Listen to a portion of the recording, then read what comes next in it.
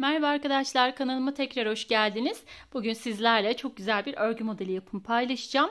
Bu üç rengimi kullanacağım. Gerçekten çok tatlı, çok şirin bir model. Hem bebek örgülerinde, battaniye modellerinde, bayan yeleklerinde her yerde kullanabileceğiniz bir model. 2 şişle yapacağım. 3 numara şiş kullanıyorum. Şöyle göstereyim yakından ipime uygun olarak. Sizler de ne yapmak istiyorsanız ipinizi, şişinizi ona göre ayarlayabilirsiniz. Şimdi hemen modelimizin yapılışına geçelim arkadaşlar. Şimdi ben öncesinde şöyle minik bir lastik hazırladım. İlmek sayımızı çift sayılar üzerine kuruyoruz. 2, 4 gibi. Siz ne yapmak istiyorsanız ona göre sayılarınızı ayarlayabilirsiniz. Dediğim gibi çift sayılar üzerine yaptığınızda modeliniz tam denk geliyor. Şimdi bu kadar lastik yeterli. Şu an size anlatmam için.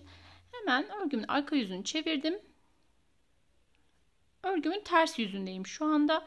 Sıramın sonuna kadar ters olarak örüyorum tüm ilmeklerimi. Başka hiçbir şey yapmıyorum bu sıramda.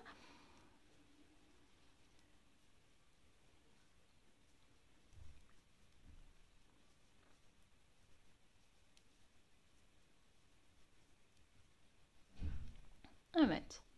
Şimdi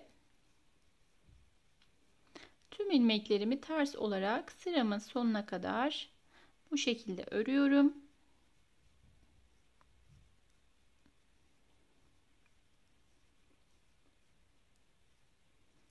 Evet, buraya geldim. Şimdi örgümün ön yüzündeyim. Buraya kadar da düz olarak öreceğim. İlk ilmeğimi örmeden aldım. Diğer tüm ilmeklerimi düz olarak örüyorum sıramın sonuna varıncaya kadar. Şimdi arkadaşlar bu şekilde tüm ilmeklerimizi düz olarak örelim. Sıramızın sonunda gelip orada kaldığımız yerden birlikte devam edelim. Evet, şimdi bakın düz olarak buraya kadar geldik. Şimdi örgümün arka yüzündeyim. Hep arka yüzünden renk değişimi uygulayacağız. Şimdi örgümün arka tarafını çevirdim. Renk değişimi yapacağım için ilk ilmeğimi örüyorum. Yoksa normalde ilk ilmeğimizi örmeden yapıyoruz. Şimdi sıramızın sonuna kadar ters olarak örüyorum. Her bir model sıramız 4 sıradan oluşuyor. Bu birinci sıramız oluyor. Artık modelimizi yapmaya başlıyoruz. Zeminimizi hazırladıktan sonra. Şimdi sıramızın sonuna kadar bu şekilde ters olarak örelim. Birlikte kaldığımız yerden devam edelim. Evet, şimdi bakın ilk sıramı yaptım. Ters olarak ördüm. Buraya kadar geldim. Şimdi örgümün tekrar ön yüzünü çevirdim. Örgümün ön yüzündeyim. İlk ilmeğimi örmeden aldım. İpimi kendimden tarafa aldım. Bu şekilde. Şimdi hemen sıradaki ilmeğimi ters olarak ördüm. Bir sonraki ilmeğimi örmeden sağdaki şişimin üzerine aktardım. Bir sonrakini ters olarak ördüm. Sıradaki ilmeğimi örmeden aktardım. Bir sonrakini ters örüyorum. Sıradaki ilmeğimi örmeden aldım. Sıradaki ilmeğimi ters ördüm. Bir sonrakini örmeden şişimin üzerine geçirdim. Bu şekilde sıramın sonuna kadar devam ediyorum. Birini örüyoruz, bir tanesini örmeden aktarıyoruz. Bakın bunu örmedim. Sıradaki ilmeğimi ters olarak ördüm. Bunu örmüyorum. Sıradaki ilmeğimi ters olarak örüyorum. İp hep kendimden tarafta kalıyor arkadaşlar. Hiç arka yüzüne geçirmiyorum. Bunu örmüyorum. Bir sonraki ilmeğimi ters olarak ördüm. Bu ilmeğimi örmedim. Bir sonrakini ters ördüm. Bu ilmeğimi örmedim. En sondaki ilmeğimi ters olarak ördüm. Evet. Şimdi ikinci sırasında yaptık modelimizin. Tekrar örgümün arka yüzünü çevirdim. İlk ilmeğimi örmeden aldım. Şimdi ipimi tekrar arka tarafa geçiriyorum. Bakın burada hemen örmeden aktardığım ilmeğim var. Bunu düz örüyorum. Örerek geldiğim ilmeğim, hani birini örüp birini örmemiştik. Ördüğüm ilmeği ters olarak örüyorum. Örmediğim ilmeği bu sıramdan düz örüyorum. Bakın bu benim ördüğüm ilmeğim. Bunu ters örüyorum. Örmediğim ilmeği düz örüyorum. Ördüğüm ilmeği ters olarak örüyorum. Umarım anlatabiliyorumdur. Bakın mesela bu örmediğim ilmeğim. Bu sıramda düz ördüm.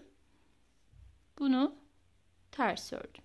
Sıramın sonuna kadar bu şekilde bir ters bir düz olacak şekilde devam ediyoruz.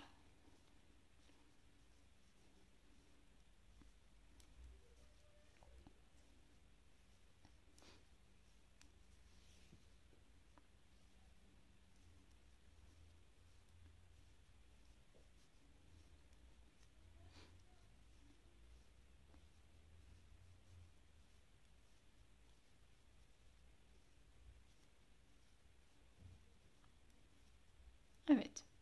Şimdi bakın bu en baştaki ilmeğimi de yine ters olarak ördüm ve sıramı tamamladım. Şimdi 3. sıramız bu şekildeydi arkadaşlar.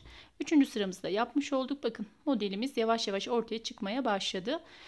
Şimdi bu sıramda hem tersten ördüklerimi hem düzden ördüklerimi tamamını sıramın sonuna kadar düz olarak örüyorum. İlk ilmeğimi örmedim. Bir sonraki ilmeğimi ve tüm ilmeklerimi sıramın sonuna varıncaya kadar düz olarak örüyorum bu şekilde.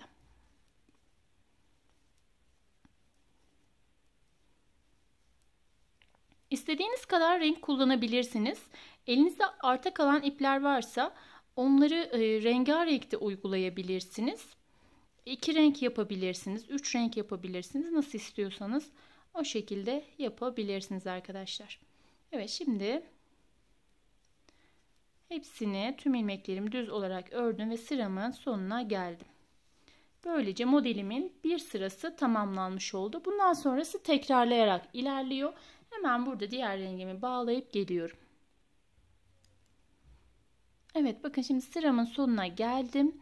Dediğim gibi burada diğer rengimi bağladım ve örgümün arka yüzünü çevirdim. Hep arka yüzünde renk değişimi uyguluyoruz. Ben renk değişimi yaptığım için bu sıramda ilk ilmeğimi örerek alıyorum. Diğer tüm sıralarımızda ilk ilmeklerimizi hiç örmüyoruz. Şimdi sıramın sonuna kadar tüm ilmeklerimi ters olarak örüyorum.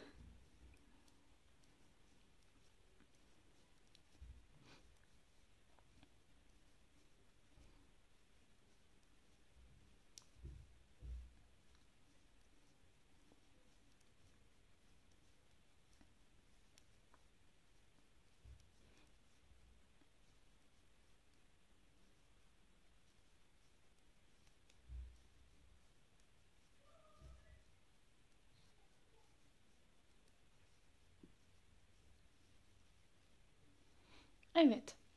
Bakın yine bundan sonrası dediğim gibi tekrarlayarak başa dönüyor. İlk sıramız ters olarak ördük. Buraya kadar geldik. Şimdi ilk ilmeğimi örmüyorum. İpimi kendimden tarafa aldım. Bu sıramızda ip hep bizden tarafta kalıyor. Birini ters örüyorum. Diğerini örmeden aktarıyorum. Sıradaki ilmeğimi ters ördüm. Bunu örmeden şişime aktardım. Bu şekilde sıramın sonuna kadar devam ediyorum.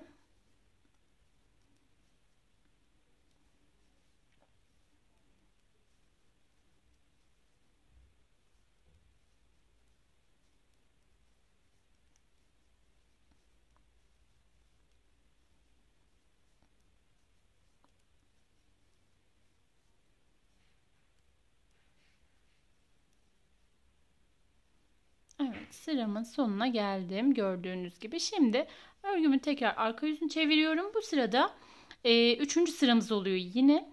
Ne yapıyoruz? Örmediğimiz ilmekleri düz olarak örüyorum bu sıramdan. Ördüklerimi ters olarak örüyorum. İlk ilmeğimi örmeden aldım. Hemen ipimi arkaya attım. Bakın bu örmediğim ilmek ikincisi. Onu bu yüzünden bu şekilde düz olarak ördüm. Hemen yanındakini ters ördüm. Bu şekilde bir düz bir ters sıramın sonuna kadar devam ediyorum.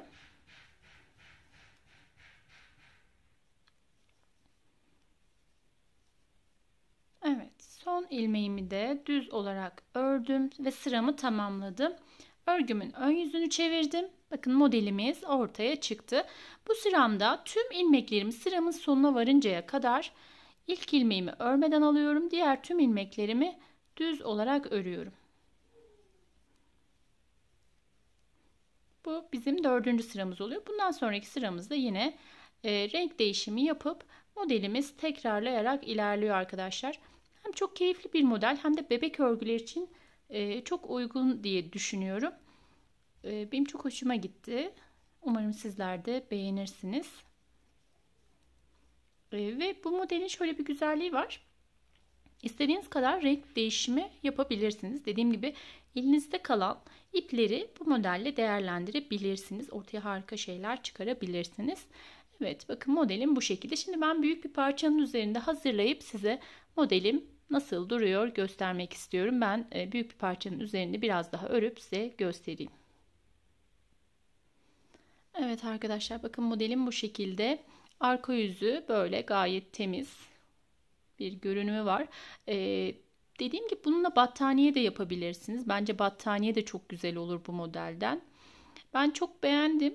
Umarım sizler de beğenmişsinizdir. Beni dinlediğiniz için çok teşekkürler. Videomu beğendiyseniz kanalıma abone olup videolarımı beğenerek bana destek verirseniz arkadaşlar çok mutlu olurum.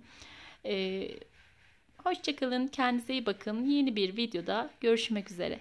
Hoşça kalın.